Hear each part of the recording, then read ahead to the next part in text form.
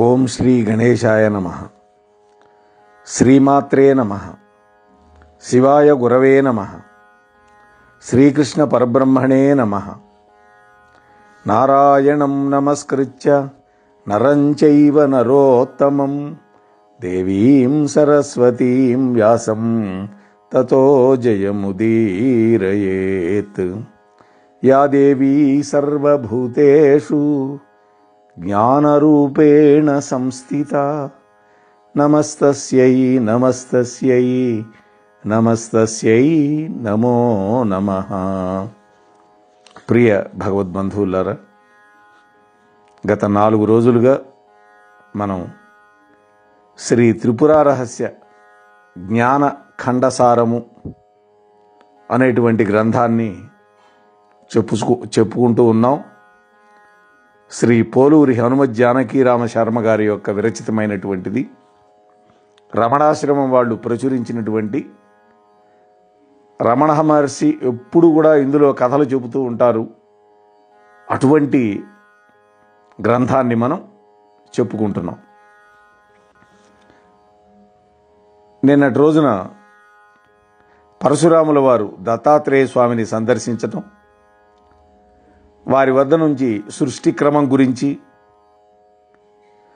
తనకు కలిగినటువంటి సందేహాలన్నీ కూడా అడగడం, ఆ సందర్భంలో శ్రీ త్రిపుర సుందరి మాహాత్యాన్ని దత్తాత్రేయులు వారు చెప్పడం ప్రారంభించారు.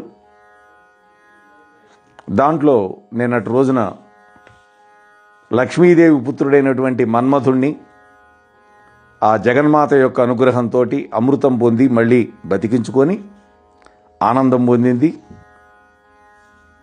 మానవులు ఆనాడు కోరికలు లేకపోవటం వల్ల వాళ్ళు యజ్ఞాలు యాగాలు చేయడల్లా. అందువల్ల బ్రహ్మదేవుడు దేవేంద్రుడి యొక్క విజ్ఞాపన మేరకి దేవేంద్రుడికి వర్షాన్ని కురిపించేటటువంటి మేఘాలను ఇచ్చాడు, ఆ శక్తి ఇచ్చాడు. మానవులు ఎవరైతే యజ్ఞం చేస్తారో ఆ ప్రాంతాల్లో వర్షం కురిపించమని ఆజ్ఞాపించాడు బ్రహ్మ. దానివల్ల వర్షం కోసం మానవులు నిన్ను పూజిస్తారు, యజ్ఞాలు కూడా చేస్తారు అని చెప్పాడు. అప్పటి నుంచి మానవులు యజ్ఞాలు చేసి అందులో దేవతలకి హవిస్సులు సమర్పిస్తూ వస్తున్నారు. దానివల్ల దేవతలకి బలం వస్తుంది. దానికి దేవతలు సంతోషపడి ఎక్కడైతే యజ్ఞం చేశారో అక్కడ వర్షం కురిపిస్తున్నారు. భూమి సస్యశ్యామలమై అందరికీ ఆహారం ఇస్తున్నది. ఇక ఈ రోజున 5వ భాగంలోకి ప్రవేశిద్దాం. మన్మథుడు తల్లి చేసినటువంటి ఉపదేశాన్ని అనుసరించి ఆ త్రిపురాదేవిని ఉపాసించాడు. అప్పుడు ఆ త్రిపురాదేవి అమోఘములైనటువంటి ధనుర్బాణాలను ఇచ్చింది. శంకరుణ్ణి జయించడం కోసం తగిన సమయం కోసం వేచి చూస్తూ ఉన్నాడు. చెరకు విల్లు, పుష్పబాణాలు. దక్షయజ్ఞంలో భస్మైపోయినటువంటి ఆ గౌరీదేవి, ఆ సతీదేవి హిమవంతుడికి పుత్రికగా పుట్టి పార్వతి అయి శంకరుణ్ణి పెళ్లాడింది. శంకరుడు గాఢమైనటువంటి తపస్సమాధిలో నిమగ్నుడై ఉన్నాడు. ఆ సమయంలో తారకాసురుడు, శూరపద్ముడు అనేటువంటి రాక్షసులు గొప్ప తపస్సు చేసి ఆ తపస్సు యొక్క ప్రభావం వల్ల ఇంద్ర పదవిని ఆక్రమించారు. ఇంద్రుడు అప్పుడు బ్రహ్మదేవుణ్ణి శరణుజొచ్చాడు. అప్పుడు బ్రహ్మదేవుడు శంకరుడు కుమారుడు వల్ల ఆ రాక్షసులు ఇద్దరు కూడా హతులవుతారు అని చెప్పాడు. అప్పుడు శంకరుణ్ణి తపస్సు నుండి మరలించడం కోసం ఇంద్రుడు కాముణ్ణి అభ్యర్థించాడు. ఇదంతా కూడా శివపార్వతుల యొక్క కళ్యాణానికి ముందు జరిగినటువంటి గాథ. కాముడు పూర్వపు వైరాన్ని స్మరించుకొని శంకరుణ్ణి సమీపించి ఆయన మీద పుష్పబాణాలు ప్రయోగించాడు. దానివల్ల కలిగినటువంటి క్షిత్తక్షోభ వల్ల ఈశ్వరుడి యొక్క కంటి నుండి వెలువడినటువంటి 3వ కంటి నుండి వెలువడిన అగ్ని జ్వాలల్లో కాముడు భస్మం అయిపోయినాడు. ఆ తరువాత దేవతల యొక్క ప్రార్థనాన్ని మన్నించి ఈశ్వరుడు పుత్రుణ్ణి పొందడానికి అంగీకరించాడు పార్వతీ యందు. అప్పుడు సనత్ కుమారుడు ఆయనకి పుత్రుడై కుమారస్వామిగా పుట్టాడు. ఇవన్నీ కూడా మనం దత్తపీఠాధిపతులైనటువంటి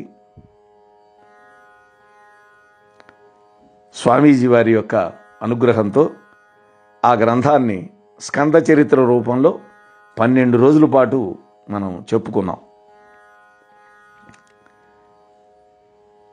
అప్పుడు పరశురాముడు ప్రశ్న వేశాడు, మహాత్మా, ఆ మహర్షి ఎట్లా జన్మించాడు అని అడిగాడు. అప్పుడు జవాబు చెప్తున్నాడు దత్తుల వారు. వృషభ పర్వతంలో తపస్సు చేస్తూ ఉన్నటువంటి ఆ సనత్ కుమారుడు అక్కడికి వచ్చినటువంటి బ్రహ్మదేవుడితో ఈ విధంగా అన్నాడు. సనత్ కుమారుడు తపస్సు చేసుకుంటున్నాడు వృషభ పర్వతంలో. ఈ కథ మనం చెప్పుకున్నాం. తండ్రి, నాకు ఒక కల వచ్చింది. అందులో నేను దానవులను సంహరించినట్లుగా చూశాను. దీనికి ఏమిటి కారణం అని అడిగాడు. అప్పుడు బ్రహ్మదేవుడు అన్నాడు, వత్సా, నీవు పూర్వజన్మంలో ఒక బ్రాహ్మణుడివి. అప్పుడు దేవదానవుల యొక్క యుద్ధాన్ని గురించి వింటూ స్వయంగా నీవే దానవులందరినీ సంహరింపాలి అనేటువంటి ఒక భావన చేసి అగ్నిదేవుణ్ణి ఆరాధిస్తూ దేహాన్ని విడిచిపెట్టావు. ఆ ఉపాసన యొక్క పుణ్యం వల్ల ఇప్పుడు నాకు మానసపుత్రుడు అయ్యావు. ఆ భావం యొక్క తీవ్రత వల్ల ఇప్పుడు నీకు కలొచ్చింది. నీవు స్వేచ్ఛగా మరొక జన్మాన్ని పొంది ఆ భావన యొక్క సిద్ధి పొందుతావు అని చెప్పి ఆయన వెళ్ళిపోయాడు బ్రహ్మ. ఆ తర్వాత ఒకానొకప్పుడు పార్వతీ పరమేశ్వరులు సనత్ కుమారుడి దగ్గరకు వచ్చారు. ఆ మహర్షి సమాధి స్థితిలో ఆనందమగ్నుడై ఉండి వాళ్ళని గమనించాల. పరమేశ్వరుడు ఆ మునిని ఆక్షేపించాడు కావాలని సనత్ కుమారుణ్ణి.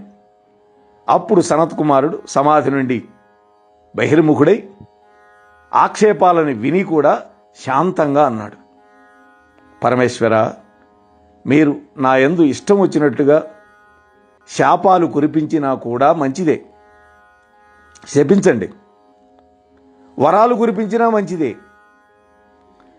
అని అన్నాడు. అప్పుడు ఆ సనత్ కుమారుడు యొక్క స్థైర్యానికి మెచ్చుకొని ఈశ్వరుడు వరం కోరుకోమన్నాడు. అప్పుడు సనత్ కుమారుడు అన్నాడు, మీరే నా వల్ల వరాన్ని కోరుకోండి అన్నాడు. అట్లాగైతే సనత్ కుమార, నీవు నాకు పుత్రుడిగా పుట్టు అన్నాడు ఈశ్వరుడు. నాకు పుత్రుడిగా పుట్టు అన్నాడు, మాకు అనలా. అయ్యా, నీవు మాత్రమే కోరావు, అదిగో ఆ పార్వతీదేవి కోరలా, కాబట్టి నీకు మాత్రమే పుత్రుడిగా పుడతాను అని సనత్ కుమారుడు అన్నాడు. అప్పుడు పార్వతీదేవి అన్నది, నాయనా, నాకు కూడా పుత్రుడు కావాలి నువ్వు అని ప్రార్థించింది.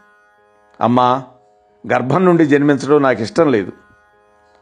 పూర్వం వృత్రాసురుడి యొక్క బాధకి వెరచి ఈయన అదృశ్యుడైనప్పుడు నీవు భర్తృ వియోగం దుఃఖం వల్ల గంగా తీరంలో శరీరాన్ని త్యజించావు.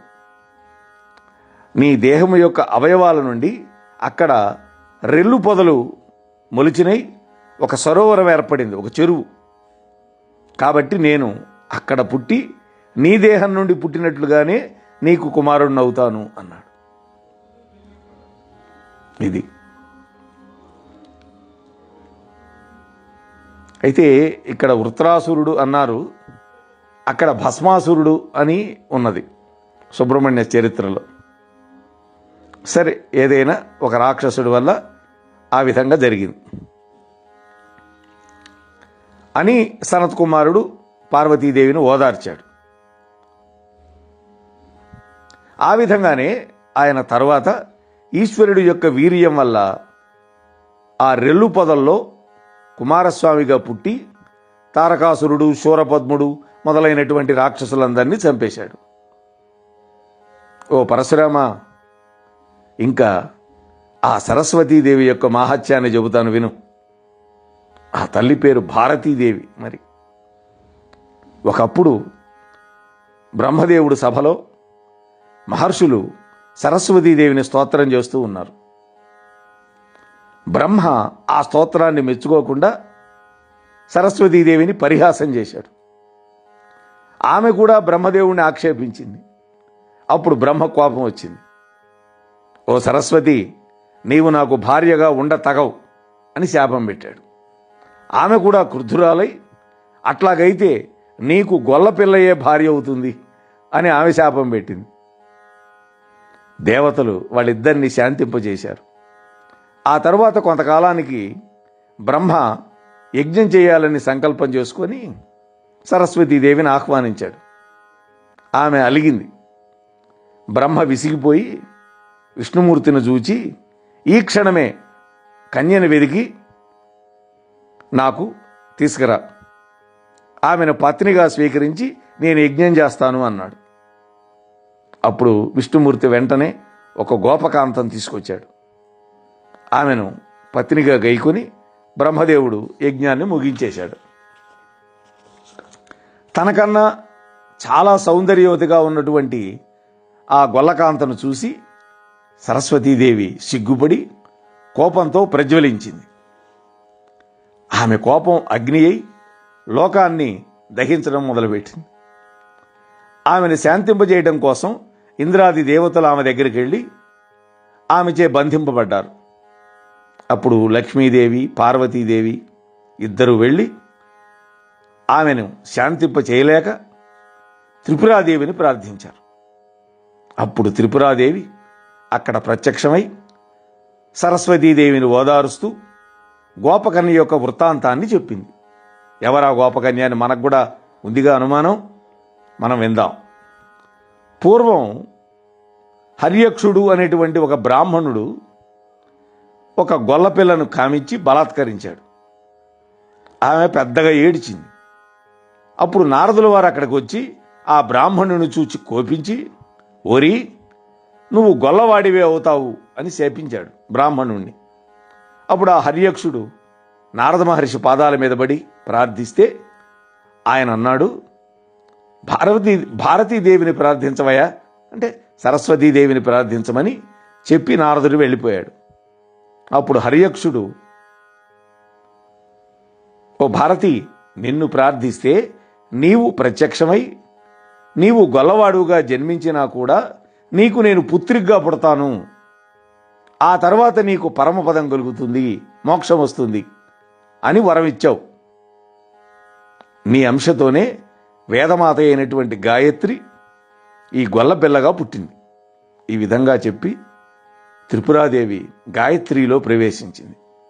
ఆ గాయత్రిలో అప్పుడు గాయత్రి చతుర్భుజాలతో 3 నేత్రాలతో త్రిపురా స్వరూపాన్ని పొందింది.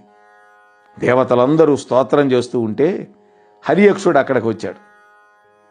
అప్పుడు గాయత్రీదేవి హర్యక్షుడితో అంది, నీవు కాలాంతరంలో ద్వాపరయుగంలో నందగోపుడుగా పుడతావు.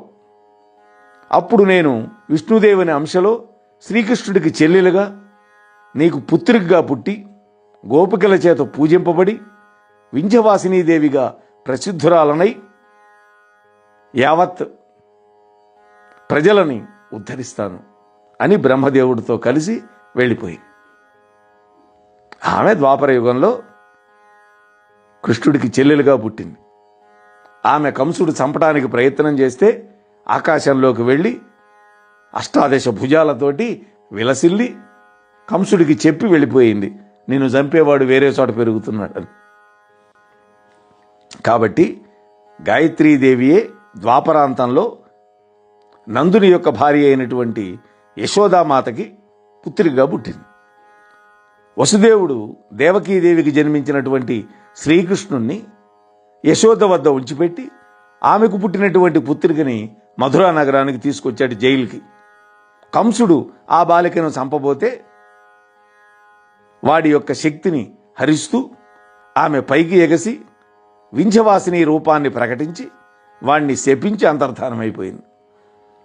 గోపకన్యలు శ్రీకృష్ణుణ్ణి భార్యలుగా కోరి కాత్యాయనుడు అనేటువంటి మునిని సేవిస్తారు. ఆయన అంబికాదేవిని ప్రార్థిస్తాడు.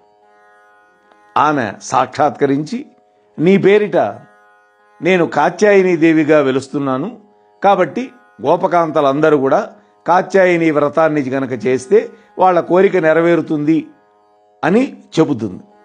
వాళ్ళు కూడా అట్లాగే కాత్యాయని వ్రతం చేసి శ్రీకృష్ణ పరమాత్మ యొక్క సమాగమాన్ని పొందగలుగుతారు. శ్రీకృష్ణ పరమాత్మ ద్వారకలో ఉన్నప్పుడు రాక్షసులు నందుణ్ణి గోపకన్యను బంధించాలని ప్రయత్నిస్తూ ఉన్నప్పుడు యశోద మొదలైన వాళ్ళు కాత్యాయనుని యొక్క ఆదేశం ప్రకారం ఆ కాత్యాయని దేవిని ప్రార్థిస్తే ఆమె ఆవిర్భవించి రాక్షసులందరినీ చంపి వాళ్ళందరినీ రక్షిస్తుంది. ఇక చండికా వృత్తాంతాన్ని వినవయ్యా అని దత్తాత్రేయుల వారు చెబుతున్నారు. పూర్వం శుంభుడు నిశుంభుడు అనేటువంటి ఇద్దరు రాక్షస ప్రభువులు గొప్ప తపస్సు చేసి ఏ పురుషుల వల్ల చావు లేకుండా ఓటమి లేకుండా ఉండేట్టు వరం పొంది సమస్త దేవతలను జయించి స్వర్గాన్ని ఆక్రమించారు. ఇంద్రాది దేవతలంతా బ్రహ్మదేవుణ్ణి శరణు వేడుకున్నారు. అప్పుడు ఆ బ్రహ్మదేవుడు దేవతలందరినీ వెంట పెట్టుకొని గంగా తీరంలో త్రిపురాదేవిని ప్రార్థించాడు. అప్పుడు పార్వతీదేవి అక్కడికి వచ్చింది. దేవతల యొక్క ప్రార్థన విని నేను రాక్షసులందరినీ సంహరిస్తాను అని అంటూ క్రోధము చేత నల్లబడినటువంటి రూపంతో కాళీ అయింది, కాళికామాత. అప్పుడు ఆమె శరీరం నుండి త్రిలోకమోహిని అయినటువంటి చండికాదేవి ఆవిర్భవించింది. ఇవన్నీ మనం దేవీ సప్తశతిలో చెప్పుకున్నాం. మనం దసరా సందర్భంగా దేవతలు జయఘోష చేశారు. ఆ ప్రాంతానికి వేట కోసం వచ్చినటువంటి శుంభ నిశుంభులు మంత్రులు ఉన్నారు, చండు మొండు అనేవాళ్ళు. వాళ్ళు ఆ కోలాహలం విని అక్కడికి వచ్చారు. వాళ్ళను చూడగానే దేవతలు పారిపోయారు. చండముండులు అక్కడ ఉన్నటువంటి చండికాదేవి యొక్క సౌందర్యం చేత మోహితులై ఆమెను కోరుకున్నారు. కాళికాదేవి వాళ్ళిద్దరినీ పట్టుకొని ఒకరి తలతో మరొకరి తల మీద మోది పడగొట్టింది. వాళ్ళు మూర్ఛపోయి లేచి పారిపోయి శుంభ నిశుంభులకి వెళ్ళి ఈ చండికాదేవిని గురించి చెప్పారు. శుంభుడు ఆమెను కోరుకున్నాడు. వెంటనే దూతను పంపించాడు. నేను రాక్షస సంహారానికి పూనుకొని ఉన్నాను, మీ రాజుగారు కనుక నన్ను జయిస్తే నేను వాడికి భార్యనవుతాను, ఇది నా ప్రతిజ్ఞ అని చండికాదేవి చెప్పి పంపించింది. అప్పుడు రాక్షసులు దండెత్తి వచ్చారు. అప్పుడు విష్ణుమూర్తి చండికకి సింహరూపంలో వాహనమైనాడు. ఆమె సింహవాహనై శుంభ నిశుంభులను ఇద్దరిని నిర్మూలిస్తే కాళికాదేవి చండముండులనిద్దరిని చంపేసింది. సింహం సమస్త రాక్షస సైన్యాన్ని తినేసింది. ఆ తరువాత కాలంధుడు మొదలైనటువంటి రాక్షసులని వాళ్ళు తపస్సు చేసి పురుషుల చేత గాని స్త్రీ స్వభావం కలిగినటువంటి స్త్రీ చేత గాని ఓటమి లేకుండా ఉండేట్టు వరాన్ని పొందారు. స్వర్గలోకాన్ని ఆక్రమించారు. దేవతలు త్రిపురాదేవిని ప్రార్థిస్తూ ఉంటే అప్పుడే రాక్షసులు వాళ్ళ మీదకు వచ్చారు.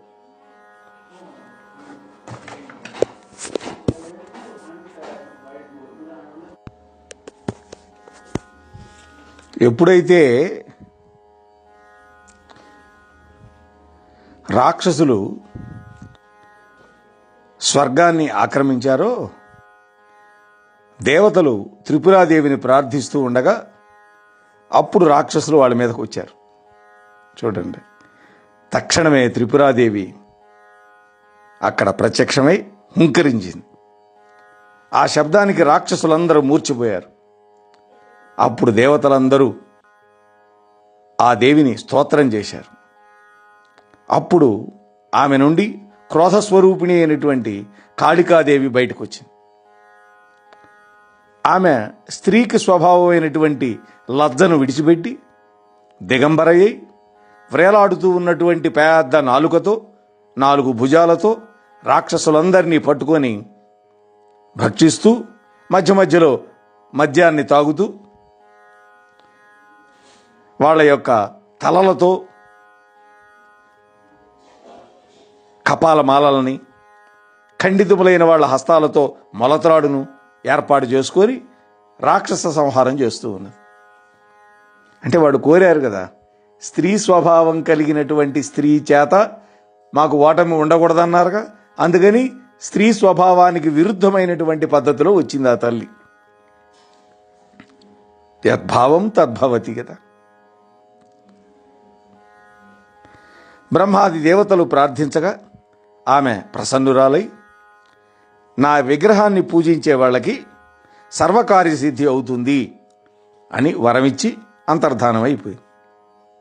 పరశురామ, ఇంకా దుర్గాదేవి చరిత్రను వినవయ్యా.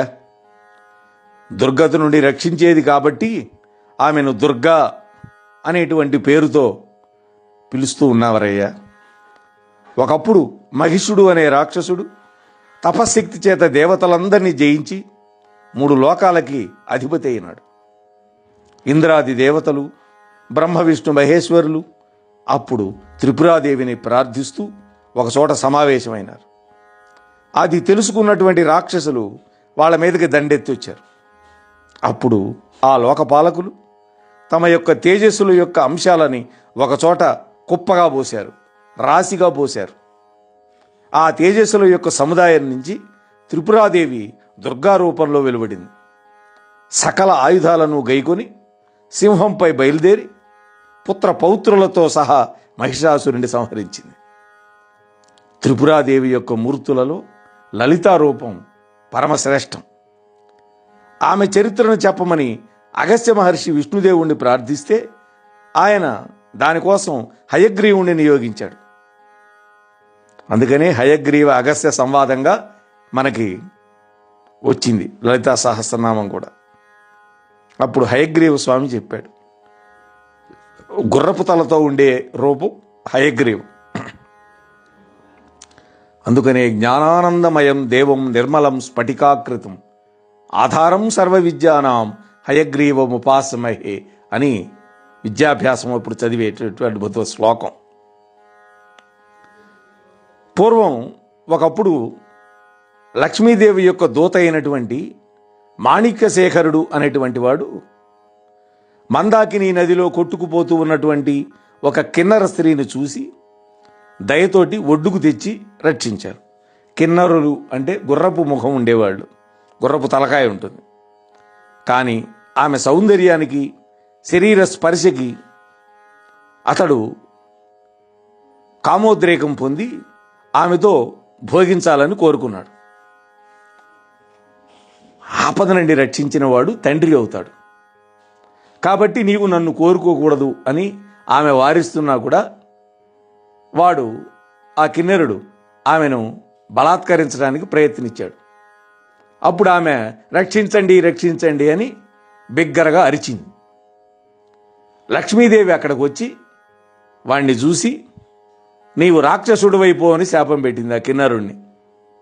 వాడు పాదాల మీద పడి ప్రార్థిస్తే అప్పుడు లక్ష్మీదేవి ప్రసన్నురాలై, రాక్షసుడు అయినా కూడా నీకు సకలలోక ఆధిపత్యం, సర్వభోగ సిద్ధి కలుగుతాయి. చివరికి త్రిపురాదేవి వల్ల మరణాన్ని, శాప విమోచనాన్ని పొందుతావు అని చెప్పింది లక్ష్మీదేవి. శంకరుడు కాముణ్ణి తన యొక్క 3వ కంటి మంట చేత దహించిన తర్వాత గణేశ్వరుడు ఆట కోసమని ఆ భస్మం అంతా కూడా ఒక ముద్దగా చేసి ఒక బొమ్మగా తయారు చేశాట వినాయకుడు. పార్వతీదేవి ప్రార్థిస్తే శివుడు ఆ బొమ్మకు ప్రాణం పోశాడు. ఈ మాణిక్యశేఖరుడు ఆ బొమ్మ నుండి శిశువుగా పుట్టాడు. శివుడు కోపం వల్ల ఏర్పడినటువంటి భస్మం కావటం వల్ల దాని నుండి శరీరాన్ని పొందినటువంటి ఆ మాణిక్యశేఖరుడు తపస్సు వల్ల రాక్షసుడయ్యాడు. వాళ్ళు దేవతల యొక్క ఐశ్వర్యాన్ని చూసి అసూయపడి గంగా తీరంలో శంకరుని గురించి ఘోరమైన తపస్సు చేసి తనకి సర్వ విజయత్వం, సృష్టించే సామర్థ్యం, అమరత్వం కలగాలని శివుడిని ప్రార్థించాడు. అమరత్వం శివుడు నిరాకరించాడు. వాడు మళ్ళా తపస్సు చేశాడు, మళ్ళా నిరాకరించాడు శివుడు. వాడు ఇంకా భయంకరమైన తపస్సు చేశాడు. రాక్షసులకి పట్టుదల ఎక్కువ. అప్పుడు శంకరుడు సాక్షాత్కరించి, మాతృగర్భం నుండి జన్మించే వాళ్ళ వల్ల కానీ, ప్రసిద్ధములైనటువంటి అస్త్ర శస్త్రాల వల్ల కానీ నీకు మరణం లేదు అని వరమిచ్చి వెళ్ళిపోయాడు. మాతృగర్భం నుండి పుట్టే వాళ్ళ వల్ల చావు ఉండదన్నాడు. ఇంకోటి, ప్రసిద్ధమైన అస్త్రశస్త్రాల వల్ల నీకు చావు ఉండదన్నాడు. వాడు పాతాళ లోకానికి అధిపతి అయి అక్కడ ఉండేటువంటి రాక్షసులందరూ ప్రోత్సహిస్తూ ఉంటే స్వర్గలోకాన్ని జయించాలని ప్రయత్నం చేశాడు. అప్పుడు బ్రహ్మదేవుడు వచ్చాడు వాడి దగ్గరికి. భూలోకాన్ని తీసుకొని స్వర్గాన్ని దేవతలకు ఉండని, వాళ్ళతో సఖ్యత పాటించు అని నచ్చజెప్పాడు. అట్లాగైతే దేవతలు శచీదేవిని, నందనవనాన్ని నాకు కప్పంగా ఇవ్వాలి అన్నాడు వాడు. బ్రహ్మదేవుడు కోపం వచ్చింది. నీవు భండుడవు అని చీత్కారం చేసి అంతర్ధానం అయిపోయినాడు. ఆ తర్వాత వాడు 3 లోకాలకి ఆధిపత్యం వహించి దేవతలందరినీ బరువులు మోసే కూలీలుగా పెట్టాడు. ఉగ్రకర్ముడు మొదలైన వాళ్ళని అష్టదిక్పాలకులుగా పెట్టాడు. అప్పుడు తారకాసురుడు అనేటువంటి రాక్షసుడు చాలా సంతోషపడి తన తమ్ముళ్ళు 4 వాడికి సోదరులుగా ఇచ్చాడు, ఆ భండుడికి. అప్పుడు ఆ భండాసురుడు సంప్రీతుడై విశుక్రుడు అనేటువంటి సోదరుణ్ణి భూలోకానికి అధిపతిగా చేశాడు. విషంగుడు అనేటువంటి వాణ్ణి పాతాళ లోకానికి అధిపతిగా చేశాడు. భండుడికి భయపడి శచీదేవి గౌరీదేవిని ఆశ్రయించింది, పార్వతీదేవిని. వాడు ఆమె కోసం కైలాసానికి వెళ్ళి ఆ శచీదేవిని ఇమ్మని అడిగాడు. గణేశ్వరుడు వాడి యొక్క సైన్యమునంతా కూడా చంపేశాడు. అప్పుడు గౌరీదేవి గొప్ప హుంకారం చేసి ఆ భండుణ్ణి బంధించి సంహరించడానికి ప్రయత్నం చేసినప్పుడు బ్రహ్మదేవుడు వాడికిచ్చినటువంటి వరం గురించి చెప్పి బ్రహ్మ వచ్చి వారించాడు. అమ్మా, నేను వాడికి వరం ఇచ్చాను. అప్పుడు ఆమె, నువ్వు మళ్ళా ఇక్కడికి వచ్చావా నశించిపోతావా అని శపించి ఆ భండుణ్ణి విడిచిపెట్టింది. ఆ తరువాత దేవతలందరూ హిమాలయ పర్వతం దగ్గరికి వెళ్ళి మహాయాగం చేశారు. అగ్నికుండంలో అప్పుడు త్రిపుర మహాదేవి ఆవిర్భవించింది. వాళ్ళందరికీ అభయం ఇచ్చింది. ఆమెయే లలితాదేవి. ఇది తెలుసుకున్నటువంటి శుక్రాచార్యుడు దేవతలతో సఖ్యం చేయమని భండుడికి బోధించాడు. ఒరే, లేకపోతే నీ పని అయిపోతుంది. కానీ వాడు గురువుగారిని కూడా ఆక్షేపించి దేవతల మీద దాడి చేశాడు. గురువాక్యాన్ని ధిక్కరించాడు. గురువాక్యాన్ని ఎవడైతే ధిక్కరిస్తాడో వాడికి పతనం మొదలవుతుంది. అప్పుడు త్రిపురాదేవి జ్వాలామాలిని అనేటువంటి శక్తిని పంపించింది వాడి మీదకి. ఆ శక్తి దేవతలకు చుట్టూ కూడా ఒక ప్రాకారంగా అగ్నిజ్వాలగా నిలబడింది, రక్షణగా. ఆ అగ్నిజ్వాలలు చూచినటువంటి దేవతలు ఆ అగ్నిలో పడి భస్మం అయిపోయారని అనుకుంటూ భండాసురుడు వెళ్ళిపోయాడు. వాడికి తెలియదు రక్షణ వలయంగా పెట్టింది అమ్మవారని. ఆ తర్వాత నారదుడు ఒకసారి ఈ భండాసురుడి దగ్గరికి వెళ్ళాడు. అప్పుడు ఆ జ్వాలావళిని గురించి ప్రశ్నించాడు. స్వామి, నేను ఒక జ్వాలను చూశాను, ఏమిటి అన్నాడు. నారదుడు లలితాదేవి యొక్క ఉత్పత్తిని చెప్పి దేవతలు జ్వాలామాలిని వల్ల సురక్షితులుగా ఉన్నారని చెప్పాడు. ఇది దేవతలకు ద్రోహం చేయటం కాదా అని మనకు అనిపించవచ్చు. కానీ వాడి అంతాన్ని ఆ విధంగా నారద మహర్షి ప్రోత్సహించాడు. ఆ తరువాత లలితాదేవి కామేశ్వరుని భర్తగా పొంది, అందుకనే కామేశ బద్ధ సూత్ర కంధర సుశోభితాయే నమః అనేదో పెద్ద నామం ఉంటుంది. అంటే కామేశ్వరుడి చేత గళసీమలో మంగళసూత్రాన్ని బంధింపజేసుకున్నటువంటి తల్లి అని. కామేశ్వరుని భర్తగా పొందింది. మంత్రిని, దండిని మొదలైనటువంటి శక్తులను సృష్టించి ఒక పరివారాన్ని ఏర్పరచుకొని యుద్ధ సన్నద్ధురాలై బయలుదేరింది ఈ భండుడి మీదకి. అప్పుడు భండాసురుడు కూడా మహాసైన్యంతో బయలుదేరి వచ్చాడు. ఆ దైత్య సైన్యాన్ని చూసి 8 ఏళ్ల వయస్సు గల బాలాంబ అనేటువంటి మహాశక్తిగా మారి విజృంభించి దైత్య సేనాధిపతులను జయించి విశుక్రుణ్ణి, విషంగుణ్ణి మూర్ఛపోయేటట్టు చేసింది. వాళ్ళు కొద్దిసేపటికి మూర్ఛ నుండి తేరుకొని ఘోర యుద్ధం చేశారు. కామేశ్వరి అనే శక్తి విష్ణుమాయ అనేటువంటి అస్త్రం చేత విషంగాసురుణ్ణి బంధించి లలితాదేవి దగ్గరికి తీసుకొచ్చింది. ఆమె వాణ్ణి విడిపించింది. వాడు బంధవిముక్తుడై ఏడుస్తూ విశుక్రుడి వద్దకు పోయినాడు. విశుక్రుడు వాణ్ణి ఓదార్చి దేవతలను జయించడానికి భార్గవుడైనటువంటి శుక్రాచార్యుడు ఇచ్చినటువంటి యంత్రాన్ని ప్రయోగించాలి అని నిశ్చయించాడు. భండుడు కూడా దానికి ఆమోదించాడు. విశుక్రుడు శుచి అయినాడు. శిలాపట్టణంలో ఆసురీమూర్తిని చిత్రించాడు. మాంసాదులతో పూజించాడు. తాను కూడా నగ్నుడై తన చుట్టూ యువతులు దిగంబరులై పరివేష్టించి ఉండగా మంత్రాదులతోటి దాన్ని ఆ శక్తిమంతం చేసి విషంగుడికి ఇచ్చాడు యంత్రాన్ని. విషంగుడు ఆ యంత్రాన్ని తీసుకొని శక్తి సైన్యం దగ్గరికి పోయి చుట్టూ ఉన్నటువంటి అగ్నిజ్వాలలు చూసి ఆకాశానికి ఎగిసి లోపలికి విసిరేశాడు ఆ శక్తిని. మోహనవాణి తెలుగు పోడ్కాస్ట్ ఛానల్ ని లైక్, షేర్, సబ్స్క్రైబ్ చేయండి. ప్రక్కనున్న గంటను మ్రోగించండి.